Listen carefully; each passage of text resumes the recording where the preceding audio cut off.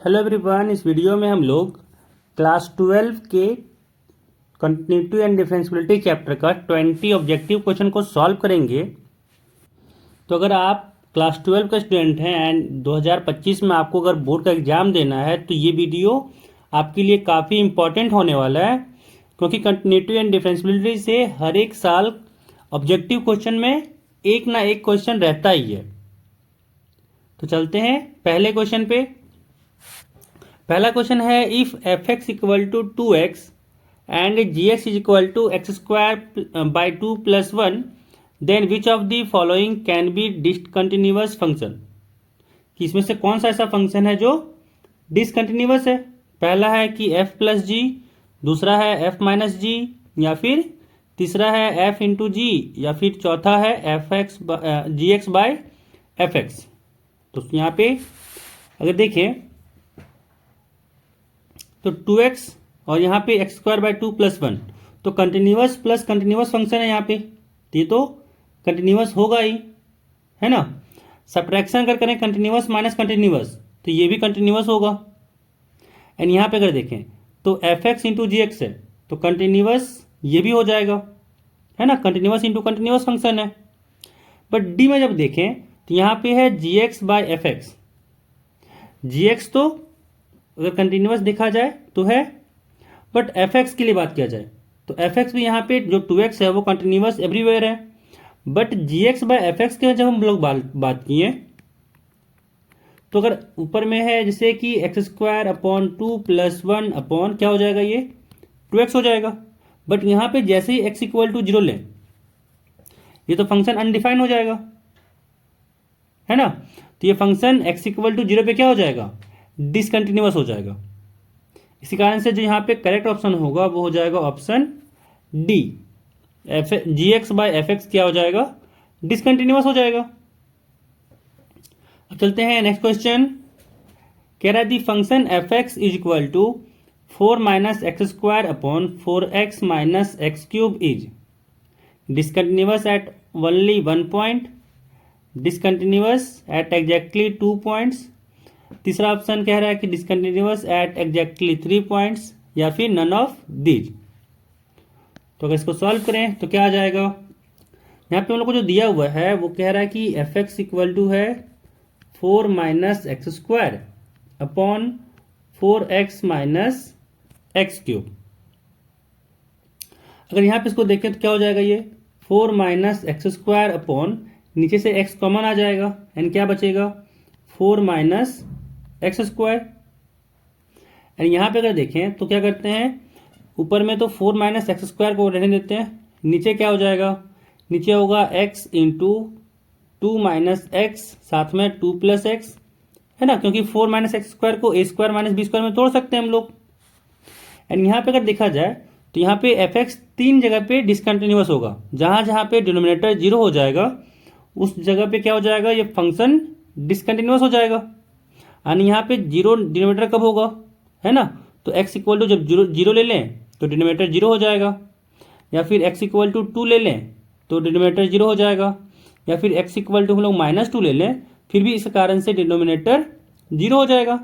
यानी यहाँ पे हम लोग को x का टोटल 3 पॉइंट मिला जहाँ पे ये फंक्शन एफ एक्स जो है वो डिसकंटिन्यूअस हो रहा है। तो यहाँ पे क्या लिखेंगे, ऑप्शन हो जाएगा C, discontinuous at exactly 3 points. चलते हैं नेक्स्ट क्वेश्चन। कह रहा this set of points where the function f given by f x is equal to mod of 2x minus 1 into sine x is differentiable is. यहाँ पूछा जा रहा है r पे, या फिर r माइनस 1/2 पे, या फिर 0 टू इन्फिनिटी पे, चौथा ऑप्शन है कि नन ऑफ दीज। तो यहाँ पे हम लोग को जो फंक्शन दिया हुआ लिख लेते हैं। एफ एक्स दे रखा है कि ये है mod of 2x minus 1 into sine x, है ना। यहाँ पे अगर देखा जाए तो x इक्वल टू 1/2 पे, क्योंकि मॉडुलस फंक्शन अगर जो बात किया जाए कि मॉड ऑफ x माइनस ए होता है ना, ये फंक्शन a पे डिसकंटिन्यूअस होता है। कोई भी अगर फंक्शन अगर मॉडुलस के अंदर है और ये अगर x माइनस ए दिया हुआ है मॉड में, तो ये जो फंक्शन होता है at x equal to a ये डिसकंटिन्यूअस होता है ना, डिसकंटिन्यूअस। तो यहाँ पे अगर देखा जाए तो यहाँ से x इक्वल टू 1/2 पे ये जीरो हो जाएगा ना, तो यहाँ से अगर इसको 2x माइनस 1 को अगर जीरो से इक्वेट करें तो x इक्वल टू 1/2 पे क्या हो जाएगा, जो f(x) हो जाएगा वो डिसकंटिन्यूअस हो जाएगा। एंड मॉडुलस फंक्शन में हम लोग जानते हैं कि कोई भी फंक्शन अगर जैसे mod of x minus a है, मान ले कोई फंक्शन g(x) है जो है मॉड ऑफ x माइनस ए, तो हम लोग जानते हैं कि x इक्वल टू ए पे जो g(x) है वो डिफरेंशिएबल नहीं होता है, g(x) इज नॉट डिफरेंशिएबल। ठीक है, तो x इक्वल टू ए जहां पे x माइनस ए क्या हो जाएगा, जीरो हो जाए। तो यहाँ पे अगर देखें तो मॉडुलस फंक्शन है, तो यहाँ पे क्या होगा 2x माइनस 1 जहां पे जीरो हो रहा होगा वहां पे ये फंक्शन डिफरेंशिएबल नहीं हो रहा होगा। यानी यहाँ से क्या आ गया 2x इक्वल टू 1, यानी x इक्वल टू 1/2 पे ये फंक्शन क्या होगा, डिफरेंशिएबल नहीं होगा, है ना। बाकी सारे जगह पे डिफरेंशिएबल होता है। तो यहाँ से क्या हो जाएगा, यहाँ से हो जाएगा ऑप्शन बी कि r माइनस 1/2 पे ये फंक्शन क्या होगा, डिफरेंशिएबल होगा। आगे थर्ड क्वेश्चन कह रहा है कि the function f(x) equal to cot x is discontinuous on this set. यहाँ पे 4 ऑप्शन दे रखा है और सॉल्व करना है। तो हम लोग यहाँ पे बात किया जाए तो जो f(x) दिया हुआ है वो f(x) है cot x, and cot x जानते हैं हम लोग कि जो ये फंक्शन होता है ये कंटिन्यूअस होता है। किस पे, ये कंटिन्यूअस होता है r माइनस एन पाई पे, जहां पे n क्या होता है, इंटीजर होता है। ठीक है, तो ये इस पे कंटिन्यूअस होता है cot x। तो यहाँ पे अगर देखा जाए तो डिसकंटिन्यूअस पूछा जा रहा है ना, तो डिसकंटिन्यूअस अगर f(x) को लिखना चाहें तो क्या लिख सकते हैं इसको, cos x upon sine x, and denominator जहां पे जीरो हो रहा होगा उसी जगह पे ये फंक्शन जो होता है वो डिसकंटिन्यूअस हो रहा होगा, यानी साइन एक्स जिस जगह पे जीरो हो रहा होगा, है ना, जिस x के लिए जीरो हो रहा होगा उस x के लिए जो f(x) है ना, f(x) क्या होगा, डिसकंटिन्यूअस होगा। And sine x equal to zero कहाँ होता है, x equal to n pi के लिए जीरो होता है, जहां पे n कहाँ बिलोंग करता है, इंटीजर पे। तो यहां से x इक्वल टू एन पाई आ गया, जिसके कारण से जो f(x) होगा वो डिसकंटिन्यूअस होगा। अगर x इक्वल टू एन पाई लेंगे तो f(x) क्या होगा, f(x) इज डिसकंटिन्यूअस। तो यहां से ऑप्शन क्या हो जाएगा, ऑप्शन हो जाएगा ए कि जब x इक्वल टू एन पाई लेंगे तो जो फंक्शन होगा वो डिसकंटिन्यूअस हो जाएगा। चलते हैं नेक्स्ट क्वेश्चन, कह रहा है the function f(x) is equal to e to the power mod x is. यहाँ पे 4 ऑप्शन कह रहा है कि continuous everywhere but not differentiable at x equal to 0। दूसरा option continuous and differentiable everywhere. Third option कि not continuous at x equal to 0, and fourth option है none of this. तो यहाँ पे चेक करना है ना कि कौन सा करेक्ट ऑप्शन है। हम लोग जानते हैं यहाँ पे कि जो e to the power x होता है, अगर e to the power x की बात किया जाए तो ये एवरीवेयर कंटिन्यूअस होता है, एवरीवेयर कंटिन्यूअस एंड डिफरेंशिएबल। ये कंटिन्यूअस भी होता है हर जगह पे और डिफरेंशिएबल भी होता है हर जगह पे। बट यहाँ पे फिर से अगर देखा जाए तो f(x) क्या दिया हुआ है, f(x) दिया हुआ है e to the power mod x, है ना। तो मॉड x तो कंटिन्यूअस होता है एवरीवेयर, जो मॉड x है वो कंटिन्यूअस तो होता है, बट जहां पे ये मॉड के अंदर जो भी पार्ट है वो अगर हम लोग जीरो से इक्वेट कर दें तो इस जगह पे ये फंक्शन डिफरेंशिएबल नहीं होता है, नॉट डिफरेंशिएबल। तो यहां पे अगर देखा जाए तो मॉड x इक्वल टू 0 के लिए क्या हो जाएगा, नॉट डिफरेंशिएबल। तो e to the power mod x भी क्या हो जाएगा, इस x इक्वल टू 0 के लिए नॉट डिफरेंशिएबल हो जाएगा, यानी यहां पे हो जाएगा ये ऑप्शन ए। कंटिन्यूअस तो हर जगह पे होगा but not differentiable at x equal to 0। Next question अब चलते हैं। नेक्स्ट क्वेश्चन में कह रहा है कि if f(x) is equal to x square into sine 1 upon x है where x not equal to 0, then the value of the function f(x) at x equal to 0 so that the function is continuous at x equal to 0। कि अगर f का क्या value लें, है ना, eight x equal to 0 पे कि जो फंक्शन आए वो कंटिन्यूअस हो जाए x इक्वल टू 0 पे, तो हम लोग को यहाँ पे निकालना पड़ेगा। तो यहाँ पे हम लोग को दिया क्या है, एफ एक्स दे रखा है एक्स स्क्वायर, जो एफ एक्स है वो दे रखा है एक्स स्क्वायर साइन 1/x, है ना, जहाँ पे कह दिया है कि where x not equal to 0। तो कंटिन्यूअस होने के लिए क्या कंडीशन होता है कि कोई फंक्शन अगर कंटिन्यूअस होना हो तो क्या कंडीशन होता है कि LHL इक्वल टू RHL हो जाए एंड F0 के वो बराबर हो जाए, मतलब एट x इक्वल टू 0 पे LHL limit x tending to 0, यहाँ पे सिंपल से क्या कह सकते हैं कि limit x tending to 0 fx जो है वो F0 के अगर बराबर हो गया तो फंक्शन जो होगा वो कंटिन्यूअस होगा, है ना। तो यहाँ पे बाय डिफॉल्ट कहा जा रहा है क्या कि कंटिन्यूअस होने के लिए fx का क्या वैल्यू लें, है ना। तो limit x tending to 0 fx जब निकालेंगे ना तो ये क्या हो जाएगा, ये 0 आता है ना। लिमिट x टेंडिंग टू 0 अगर fx निकालें हम लोग तो ये 0 आता है। कैसे, तो अगर हम लोग निकालें limit x tending to 0 x square sine 1/x, तो यहाँ से क्या हो जाएगा, लिमिट x टेंडिंग टू 0 को लिख सकते हैं x into sine 1/x bye ये 1/x 1/x, या फिर ये x ही रहने देते हैं, ये ना एक्स स्क्वायर रहने देते हैं, इसमें छेड़छाड़ नहीं करते हैं, ये एक्स स्क्वायर रहेगा। और जो साइन 1/x है ये तो फाइनाइट वैल्यू देगा, ये जो साइन 1/x है क्योंकि साइन का वैल्यू -1 to 1 होता है तो ये तो फाइनाइट आएगा एंड ये 0 के साथ मल्टीप्लाई है, तो 0 इंटू समथिंग क्या होता है, ये वापस से 0 आता है, यानी जो लिमिटिंग वैल्यू इसका है वो क्या हो जाएगा 0। तो F0 क्या होना चाहिए कि ये कंटिन्यूअस हो जाए, तो ये तो लेफ्ट हैंड साइड में 0 आया है, यानी F0 क्या होना चाहिए, तो F0 0 होना चाहिए, जिसके कारण ये फंक्शन जो हो जाए वो कंटिन्यूअस हो जाए। तो ये क्वेश्चन यहाँ पे कंप्लीट हो गया। अब चलते हैं नेक्स्ट क्वेश्चन। अगला क्वेश्चन कह रहा है कि इफ एफ एक्स जो है वो डिफाइन किया है कुछ तरीके से कि अगर x को हम लोग π/2 से छोटा या बराबर लेते हैं तो ये एम एक्स प्लस 1 हो जाएगा, और अगर x का वैल्यू अगर π/2 से बढ़ा लिए तो ये जो फंक्शन एफ एक्स है हो जाएगा साइन x प्लस एन। और ये कहा जा रहा है कि ये फंक्शन जो है वो कंटिन्यूअस है एट x इक्वल टू π/2 पे, कह रहा है देन m का और n का वैल्यू निकालना है। तो करते हैं इसको सॉल्यूशन, है ना।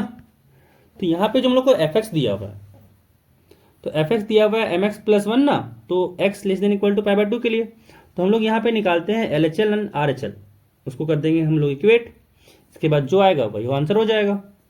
तो अगर यहाँ हम लोग निकालें LHL तो क्या हो जाएगा, limit x tending to π/2 minus and इसके लिए फंक्शन क्या आएगा, π/2 से छोटा के लिए है एम एक्स प्लस 1, यानी फंक्शन हो जाएगा यहाँ से एम एक्स प्लस 1 एंड यहाँ से क्या आ जाएगा, हो जाएगा लिमिट h टेंडिंग टू 0, अब x के जगह पे क्या पुट होगा, π/2 माइनस h, साथ में होगा प्लस 1 एंड यहाँ से क्या आ गया, यहाँ से अगर देखा जाए तो अगर h टेंडिंग टू 0 पुट कर देंगे तो ये वापस से आ जाएगा m π/2 प्लस 1, है ना। अगर हम लोग निकालें अब यहाँ से RHL तो क्या हो जाएगा, limit x tending to π/2 plus, और π/2 प्लस के लिए जो फंक्शन है वो है साइन x प्लस n, तो यहाँ से क्या हो जाएगा, आ जाएगा limit h tending to 0 sine of π/2 plus h, साथ में प्लस n एंड यहाँ पे अगर हम लोग h टेंडिंग टू 0 लगाएं तो यहाँ पे हो जाएगा साइन π/2 एंड साइन π/2 क्या हो जाता है, हो जाएगा यहाँ से 1 और साथ में हो जाएगा यहाँ पे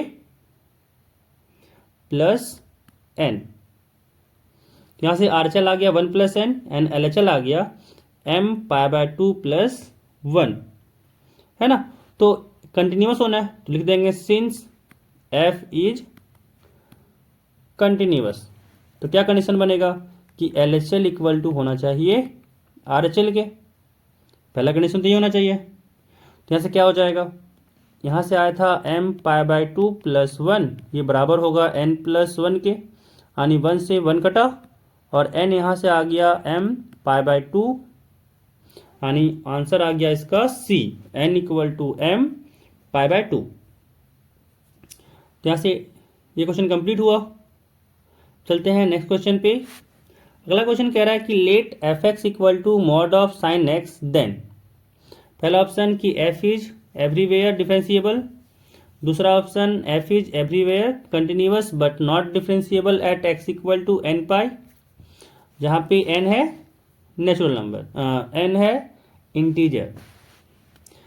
थर्ड ऑप्शन कह रहा है कि f is everywhere continuous but not differentiable at x = 2n + 1 π/2, जहाँ पे n है integers.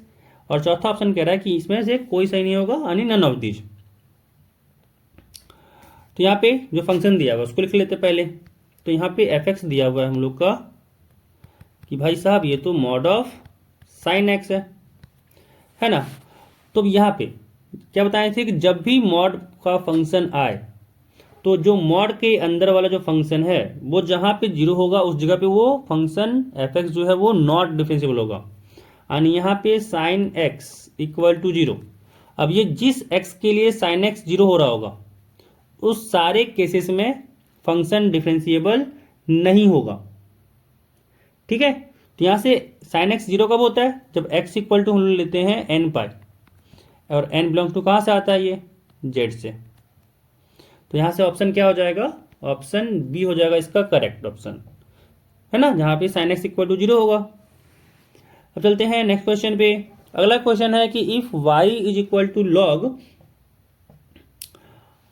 1 - x² / 1 + x² then dy/dx is equal to. तो यहाँ से हम लोग को पूछा जा रहा है कि dy/dx क्या होगा, ठीक है। तो क्या करते हैं, y = निकालते हैं यहाँ से। तो अगर यहाँ पे देखा जाए तो y को लिख सकते हैं ना, क्योंकि ये log u/log v है, तो ये हो जाएगा ना log u - log v। And यहाँ पे अगर इसको डिफ्रेंशिएट किए x के रिस्पेक्ट में तो क्या हो जाएगा, ये हो जाएगा log का डिफ्रेंशिएशन होता है 1/1 - x² हो जाएगा, है ना, क्योंकि log का डिफ्रेंशिएशन 1/x हो जाएगा। फिर लगेगा इसमें चेन रूल। अब डिफ्रेंशिएट क्या होगा, 1 - x² का डिफ्रेंशिएशन होगा, और 1 - x² का डिफ्रेंशिएशन क्या हो जाएगा, 1 का तो 0 एंड -x² है तो x² का हो जाएगा 2x, एंड माइनस है तो माइनस। लॉग का अगेन डिफ्रेंशिएशन करेंगे तो हो जाएगा 1/1 + x²। फिर चेन रूल के अकॉर्डिंग क्या हो जाएगा, 1 + x² का फिर से डिफ्रेंशिएशन करना होगा, तो 1 का 0 फिर प्लस x² का 2x, एंड यहाँ से क्या आ जाएगा, अगर इसको हम लोग सॉल्व करें तो यहाँ से हुआ -2x/1 - x², एंड यहाँ से भी हुआ -2x/1 + x²। एंड यहाँ पे अगर हम लोग देखें तो 2x को कॉमन -2x को कॉमन ले सकते हैं, है ना। और अगर -2x को कॉमन लेकर के इसको सॉल्व किए तो क्या होगा, यहाँ से हो जाएगा -2x, एंड यहाँ से एलसीएम लिए तो यहाँ पे आया 1 - x², एंड यहाँ पे आया 1 + x²। फिर ये इधर मल्टीप्लाई हुआ 1 + x² हुआ, एंड ये इधर हुआ तो हुआ +1 - का x²। x² से x² कटा, एंड यहाँ पे आया 1 + 1 2, एंड जब -2x से मल्टीप्लाई किए तो हो जाएगा ये -4x अपॉन, अब यहाँ पे 1 - x² है इंटू 1 + x² है। यहाँ पे हम लोग लगा सकते हैं ना कि a - b into a + b, तो क्या हो जाएगा a² यानी 1² माइनस x² का स्क्वायर यानी हो जाएगा x⁴। तो यहाँ से अगर ऑप्शन को मैच करवाएं तो कौन सा ऑप्शन यहाँ पे मिल रहा है, तो यहाँ पे हम लोग को मिल रहा है ऑप्शन बी। चलते हैं नेक्स्ट क्वेश्चन पे। नेक्स्ट क्वेश्चन कह रहा है कि if y = sin x + y, तो कहा जा रहा है कि dy/dx क्या होगा, है ना। तो यहाँ पे हम लोग को y दिया हुआ है sin x + y।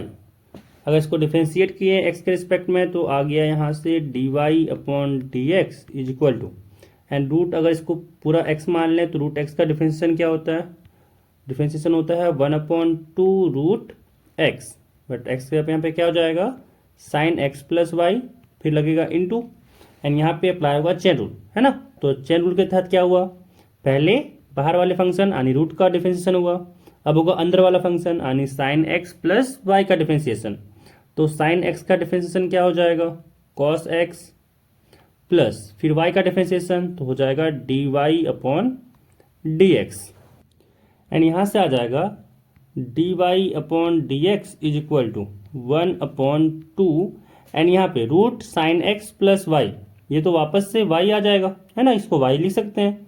तो यहाँ से आया 1/2y, and cos x plus dy/dx से मल्टीप्लाई करके अलग कर देते हैं, तो यहाँ हो जाएगा कॉस x, फिर होगा प्लस 1/2y और साथ में होगा dy/dx। अब क्या करते हैं dy/dx वाले टर्म को एक तरफ लिखते हैं और बिना dy/dx वाले टर्म को एक तरफ, तो यहाँ से हो गया dy/dx, एंड अगर इसको लेफ्ट हैंड साइड करें तो कॉमन आ जाएगा और यहाँ आएगा 1, एंड यहाँ से आएगा -1/2y, एंड इधर क्या हो जाएगा राइट हैंड साइड में, राइट हैंड साइड में हो गया cos x/2y, एंड जब इसको सॉल्व किए तो यहाँ से आया dy/dx, एंड जब एलसीएम लिए एंड यहाँ से आ जाएगा 2y, एंड यहाँ पे हो गया 2y - 1, and this equal to क्या आया, ये बराबर हो गया cos x/2y के। तो यहाँ से 2y से, तो ये 2y है, 2y से 2y कट गया, एंड यहाँ से क्या हो गया, यहाँ से आ गया dy/dx is equal to cos x/2y - 1। तो यहाँ से dy/dx किसके बराबर हो गया, ऑप्शन ए cos x/2y - 1 के बराबर हो गया। अब चलते हैं नेक्स्ट क्वेश्चन पे। कहा जा रहा है the derivative of cos inverse 2x square minus 1 क्या होगा with respect to cos inverse x, कि cos इनवर्स x के रिस्पेक्ट में हम लोग को इसका डिफरेंशिएशन निकालना है।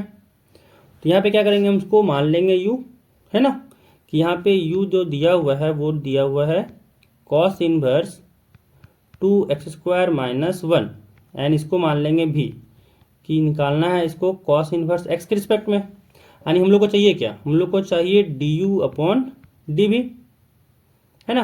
तो इसको लोग क्या लिख सकते हैं ना कि u को डिफ्रेंशिएट करेंगे x के रिस्पेक्ट में, एंड फिर इसको डिवाइड कर देंगे कि v को डिफ्रेंशिएशन किया है x के रिस्पेक्ट में, है ना, तो उसे डिवाइड कर देंगे तो हम लोग को du/dv आ जाएगा। तो क्या करते हैं, पहले u को निकालते हैं डिफ्रेंशिएशन x के रिस्पेक्ट में, तो यहाँ हो जाएगा du/dx।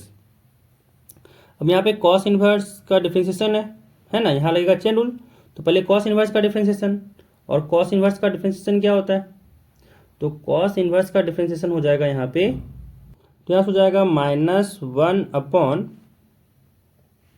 -1/√1 - x स्क्वायर, तो यहाँ पे x के जगह पे है 2x स्क्वायर माइनस 1 का हो जाएगा यहाँ पे स्क्वायर, फिर साथ में होगा इनटू, अब लगेगा 2x स्क्वायर माइनस 1 का डिफ्रेंशिएशन, तो क्या हो जाएगा यहाँ से 4x, क्योंकि x स्क्वायर का डिफ्रेंशिएशन 2x होगा, एंड 2 तो बाहर में था ही, यानी 2 × 2 हो गया 4x।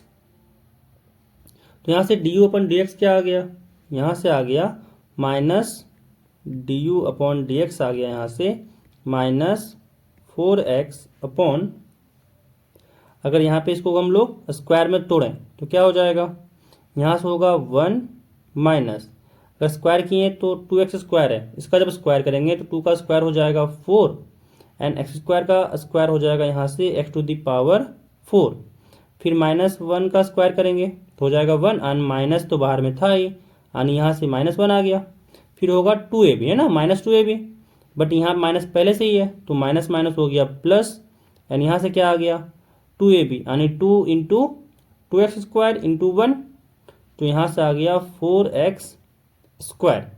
अब यहाँ पे 1 से 1 कटा,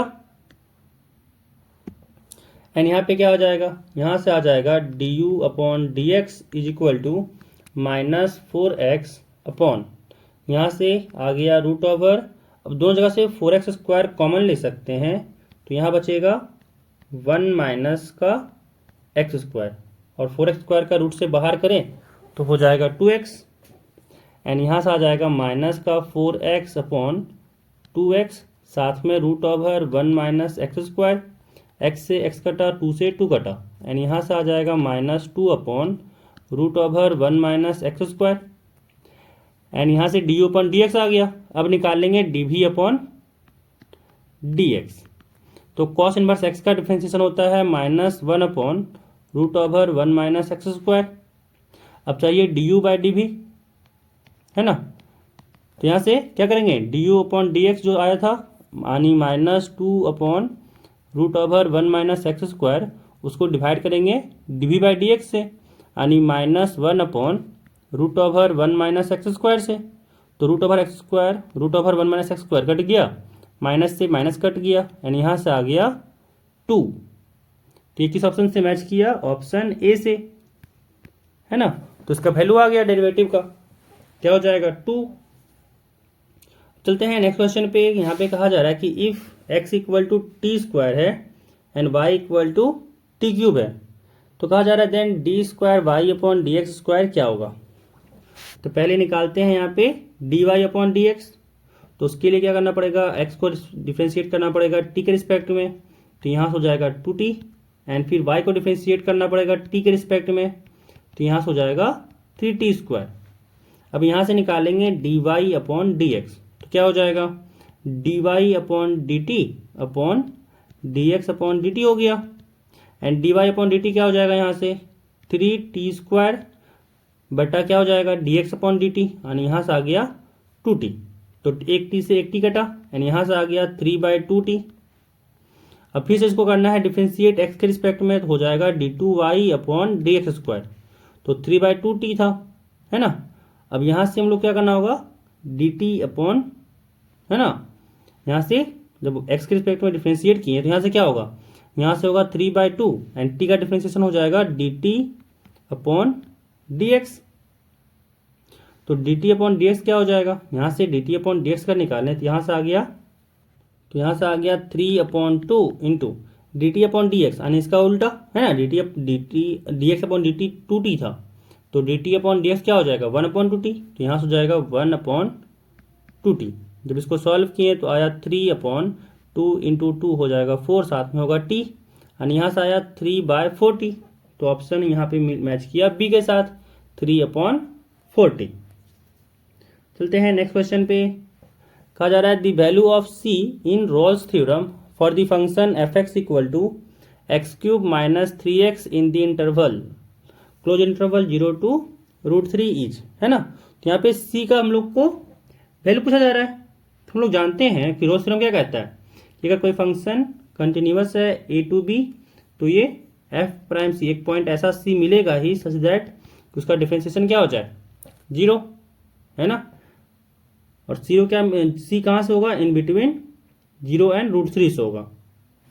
तो यहाँ से अगर डिफ्रेंशिएट करें तो यहाँ से क्या हो जाएगा f(x) का डिफ्रेंशिएशन, यहाँ से आ गया x³ का डिफ्रेंशिएशन है, तो यहाँ से x³ का डिफ्रेंशिएशन करें तो हो जाएगा 3x² माइनस, जब 3x का डिफ्रेंशिएशन करें तो हो जाएगा -3, एंड यहाँ से निकालना है f'(c), तो यहाँ से क्या हो गया 3c² minus 3, this is equal to 0 हो जाएगा, है ना, बाय रोल्स थ्योरम। तो यहाँ से क्या आया 3 common c² minus 1 equal to 0, and यहाँ से c का वैल्यू आया 2, है ना, कि c² इक्वल टू 1 हो जाएगा, तो c² इक्वल टू हो गया प्लस माइनस का 1। तो यहाँ से क्या देखना था, है ना, c हम लोग को जो है वो बिलोंग करेगा क्लोज इंटरवल 0 to √3। तो यहाँ से देख सकते हैं कि जो -1 है ये तो ऐसे ही रिजेक्ट हो गया क्योंकि ये तो इसमें बिलोंग ही नहीं करता।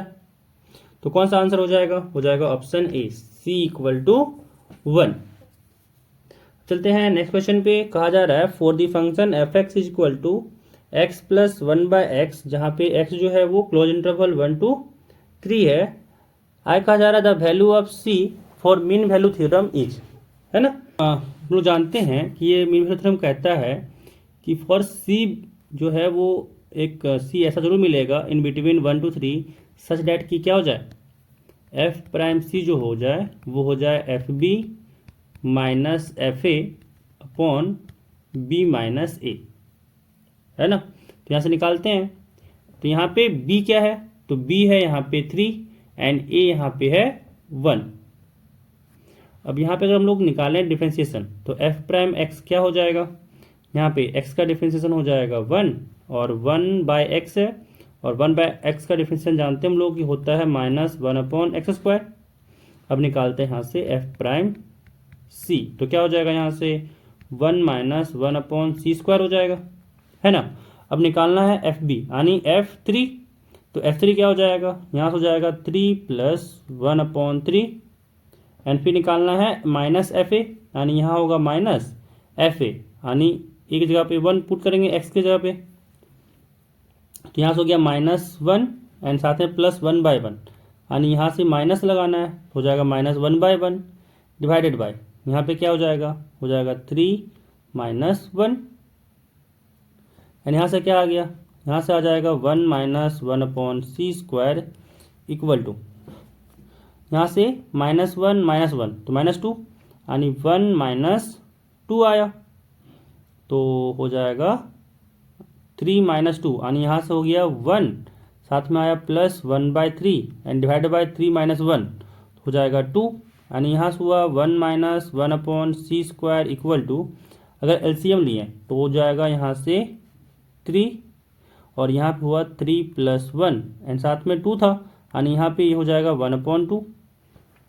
यहाँ से कितना आ गया, हो जाएगा 1 - 1/c² इक्वल टू 4/3 × 2, तो 2 से 4 कटा 2 टाइम्स में एंड क्या करते हैं इसको उधर ले जाते हैं एंड 2/3 जो है उसको लेफ्ट हैंड साइड में आते हैं, तो यहाँ से हुआ 1 - 2/3 this is equal to 1/c² and यहाँ से क्या हुआ एलसीएम लिए तो आया 3, यहाँ पे हुआ 3 - 2 this is equal to 1/c², यहाँ से c² इक्वल टू आया 3 - 2 1/c², ये हो जाएगा 1/c² इक्वल टू आया 1/3 यानी c² इक्वल टू हुआ 3, तो c इक्वल टू यहाँ से क्या हो जाएगा ±√3, है ना। बट जो -√3 है वो तो बिलोंग ही नहीं करता है क्लोज इंटरवल 1 से 3 में, इसी कारण से c इक्वल टू क्या हो जाएगा √3 हो जाएगा इसका वैल्यू, तो यहाँ से हो जाएगा option B c equal to √3।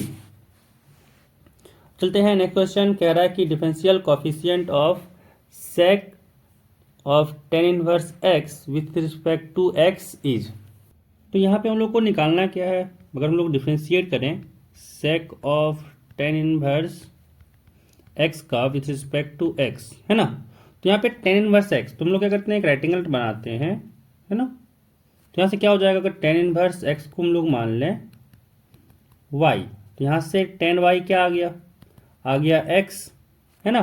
तो अगर ये एंगल को मान लें y, है ना, तो यहाँ से इसको लिख सकते हैं x/1 यानी ये हो जाएगा p/b, तो ये हो जाएगा x, ये हो जाएगा 1, तो यहाँ से क्या आ जाएगा, ये आ जाएगा 1 + x² का रूट ओवर, यानी अगर हम लोग उसको सेक के फॉर्म में लिखना चाहते हैं तो क्या हो जाएगा सेक y इक्वल टू हो जाएगा √1 + x²/1, यानी यहाँ पे अगर हम लोग को लिखना चाहते हैं y इज इक्वल टू तो सेक के टर्म में हो जाएगा सेक इनवर्स √1 + x², यानी यहाँ से हो जाएगा डिफरेंशिएशन करना है x के रिस्पेक्ट में सेक ऑफ सेक इनवर्स √1 + x² का and sec of sec inverse theta हो जाएगा थीटा, तो यहाँ से आ जाएगा बाहर में डिफरेंशिएशन ऑफ x किसका 1 + x² का रूट का। अब यहाँ पे इसको डिफरेंशिएट करना है √1 + x² को, तो यहाँ से क्या हो जाएगा डिफरेंशिएशन करेंगे तो हो जाएगा 1/2 √1 + x², फिर इंटू चेन रूल लगाना है, फिर 1 + x² का डिफरेंशिएशन होगा, अभी तो रूट का ही डिफरेंशिएशन किए थे, तो 1 का हो गया 0, फिर x² का हो गया 2x, तो यहाँ से 2 से 2 कटा एंड यहाँ से आ गया x/√1 + x², तो यहाँ से ऑप्शन कौन सा मैच किया, ऑप्शन मैच किया यहाँ से ऑप्शन ए तो यहाँ से इसका आंसर हो जाएगा ऑप्शन ए। चलते हैं नेक्स्ट सवाल। नेक्स्ट सवाल कह रहा है कि let f x equal to mod of cos x. Then पूछा जा रहा है कि एफ कंटिन्यूअस कहाँ है। एफ इज, पहला ऑप्शन है f is everywhere differentiable. Second कह रहा है कि everywhere continuous but not differentiable at n equal to n pi. तीसरा ऑप्शन कह रहा है कि continuous everywhere but not differentiable at x equal to 2n plus 1 pi by 2। ये एट एक्स इक्वल टू होना चाहिए, एन नहीं होना चाहिए ना, ये गलती है, यहाँ पे हम भी गलती पढ़ दिए, यहाँ से एक्स होना चाहिए ये। एंड फोर्थ ऑप्शन है नन ऑफ दीज। तो यहाँ पे कौन सा फंक्शन है, मॉडुलस के अंदर वाला फंक्शन है ना। एफ एक्स इक्वल टू यहाँ पे है मॉड ऑफ कॉस एक्स।